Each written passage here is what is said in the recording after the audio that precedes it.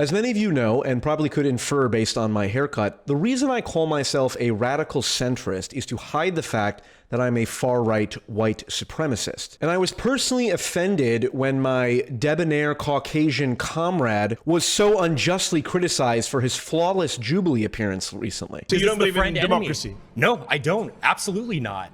What do you believe in?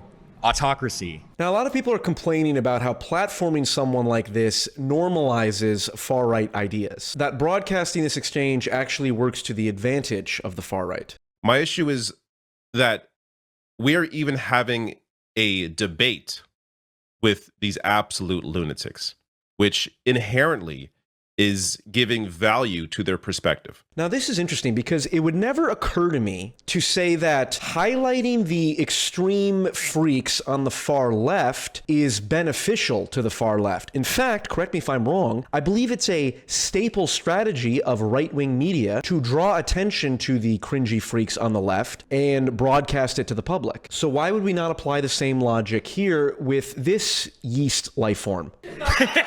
I think the primary objection people make is that even if it's cringy, it normalizes just having the discussion of these kinds of ideas, and that's a problem in and of itself. These are viewpoints that should be soft censored, and there's a couple things I can say about that. First off, there are topics that we should soft censor. We should use shame and stigmatization to humiliate people who want to have public discussions about whatever topic. So if someone says, I think adults should be able to have certain relations with children, then it would be appropriate to just dogmatically shame and mock and refuse to engage, in a dialogue with that kind of person, at least publicly. Now, people will say, calling yourself a fascist is as bad as advocating that adults be able to have certain relations with children. And here's my hot take.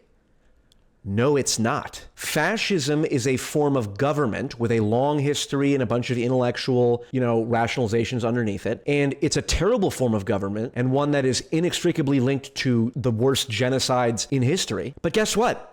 So is communism. And if some boomer said, you know what, Paul, anyone who calls himself a communist, you should be shaming and ignore and use ridicule to mock them, and that'll keep their ideas down. It's like, how has that worked out so far? I was in LA like 2.5 months ago, and a woman literally had a communist beret at the bar we were at. It's just like, what? We live in an era where 9-year-old children are exposed to hardcore pornography, and also those same children are able to watch real people die and have their heads blown off and their guts slide out of their bodies. So this idea that, we should be using civility politics to, contain these discussions. It's like these discussions are happening already. And this mentality of, let's use shame to discuss, or to prevent discussion on these ideas, it's clearly not working and it's wrong in principle. If you try to suppress and soft censor topics, you will inevitably create a backlash. I don't care if it's Hitler apologia, Stalinist and Maoist apologia, flat eartherism, COVID denial, whatever the debate is. When it comes to public debate, I take the Anne Widdecombe approach. As exemplified by social media, Twitter, and other such places where people decide what is and what is not acceptable. Now, I would love to stand in this union and oppose and argue with and take to pieces a Holocaust denier. But if we say no, we can never have the Holocaust denier because his views are so offensive that he cannot be accorded a platform, then what happens? That sort of viewpoint is driven underground where it can quite often flourish. And people whisper behind their hands, oh, there's something in what he says, but we're not allowed to hear it. Let's hear it. And by hearing it, we can destroy it. We should also remember.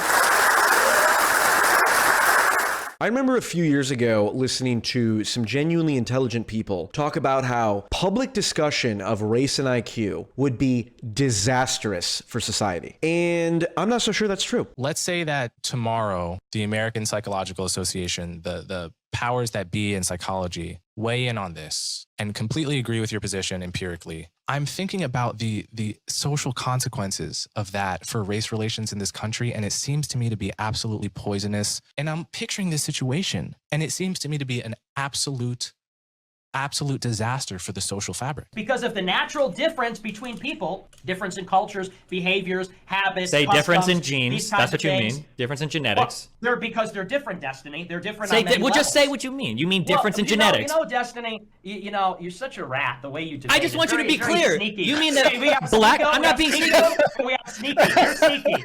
I'm just trying to make, when you say, I just want to be clear what we're talking about. We don't mean, hold on. Hey, shout out. Yo, white on white violence. W in the chat. Let's go. Keep it going. Get out of here. Hang on, because we could argue. Talk to hand, Destiny. I'm just saying, let's just be clear. When we say black people are different, we don't mean culturally, we mean biologically different. You mean biologically different. Now, perhaps I am wrong, but from my perspective, this is exactly the kind of thing that diminishes the poisonous effect of letting a topic like race and IQ get suppressed and be censored and pushed underground. One of the reasons I'm constantly steelmanning the far right, much to the dismay of the, mindless sheep in my audience who hate watch this channel, is I don't think there's a better way to curb far right extremism. Acknowledging the true things that the people you disagree with say is the most basic foundational part of steelmanning. For example, with the race and IQ thing, it's like, yes, white supremacists constantly talk about how blacks score lower on IQ tests than whites, which is technically true. That is an objective, verifiable fact that no serious person disputes. But once you acknowledge that, you can say the same guy who is called a Nazi for putting forward this research, he himself says that gap in IQ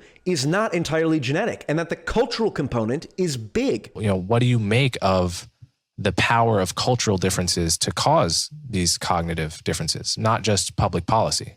It's big.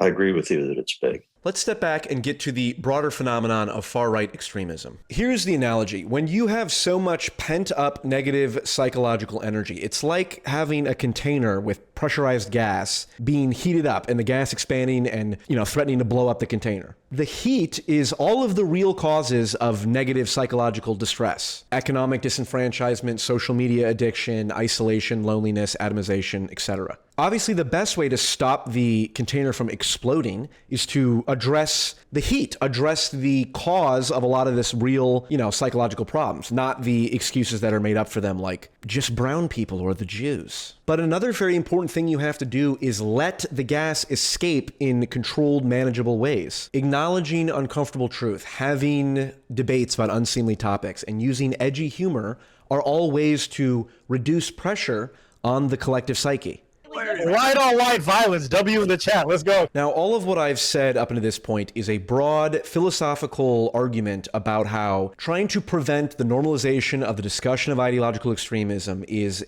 at least in this current moment, not an effective strategy. I'm using the Jubilee video as a foil for this discussion. But to get back to the white tiger himself and all of the exciting whites that are surrounding him. By the way, I actually had a debate with this guy like 4 years ago because he's a Mormon. Your religion claims that God, the creator of the universe, was once a man. To claim that that is not apostasy in the highest degree, far more than me saying we should extend the principle that, love thy neighbor as thyself, and if gay people want to get married, go let them. You are engaging in far more heretical, apostatic beliefs, or whatever the word is, than I am. Anyway, back to Connor.